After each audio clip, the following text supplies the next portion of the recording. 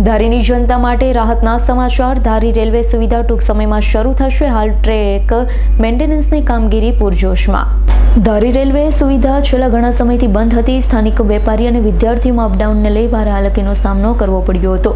Railway સુવિધા પુનઃ શરૂ કરવા માટે સાંસદ ભરતભાઈ સુતારિયા, ધારાસભ્ય જેવી કાકડિયા, ધારી શહેરની સામાજિક સંસ્થા બજરંગ ગ્રુપ અને સ્થાનિકોએ ઉચ્ચ કક્ષાએ રજૂઆત કરતા આખરે રેલવે વિભાગ દ્વારા ચલાલાથી લઈ જૂનાગઢ સુધી, ચલાલાથી લઈ સોમનાથ સુધી મીટર ગેજ રેલવે શરૂ કરવા માટે કામગીરી શરૂ કરી।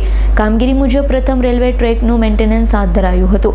આધારભૂત વર્તુળોમાંથી મળતી માહિતી પ્રમાણે ટૂંક સમયમાં ફરી રેલવે સુવિધા ધારી ખાતે શરૂ થઈ જશે। રેલવે સુવિધા શરૂ થવાની વાત સાંભળી લોકોમાં પણ આનંદ છવાયો છે। હાલો, હું ધારી રહું છું। ધારીની બાજુ સ્ટેશનની બાજુમાં જ મારું મકાન છે। જનતાને ખાસ ખબર કે ટૂંક સમયમાં ટ્રેન શરૂ થશે, અત્યારે કામ ચાલી રહ્યું છે। હાલ ધારી રેલવે સ્ટેશનની અંદર અને આગળના બધા સ્ટેશનની અંદર રેલવેનું મેન્ટેનન્સનું કામ શરૂ છે, જેથી કરીને યાત્રીઓને અને અહીંની પબ્લિકને ખૂબ ઉત્સાહ અને ઉમંગ છે કે જેમ બને એમ ઝડપી શરૂ થાય એવી સંભાવના ખરી છે। મારું નામ રમેશભાઈ બાપુભાઈ મકવાણા, સ્થાનિક સામાજિક કાર્યકર તરીકે। ધારી રેલવે સ્ટેશનને જે ટ્રેન બંધ થયેલી હતી ખીજડીયા અમરેલી, એ આગામી દિવસોમાં ફરી ચાલુ થવા જઈ રહી છે, ત્યારે સ્થાનિકોમાં પણ ઘણો ઉત્સાહ જોવા મળે છે।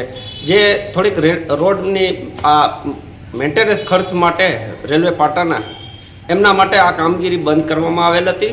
ફરી આપણા ધારાસભ્યશ્રી અને સાંસદશ્રીના પ્રયત્નોથી આ રેલવે ફરી ચાલુ થવા જઈ રહી છે, ત્યારે ધારી ચલાલાથી અમરેલી અને વેરાવળ સોમનાથ જે પ્રવાસી જવા જઈ રહ્યા છે, ત્યારે એમને પણ આ આનંદનો લાભ મળશે ટ્રેનનો।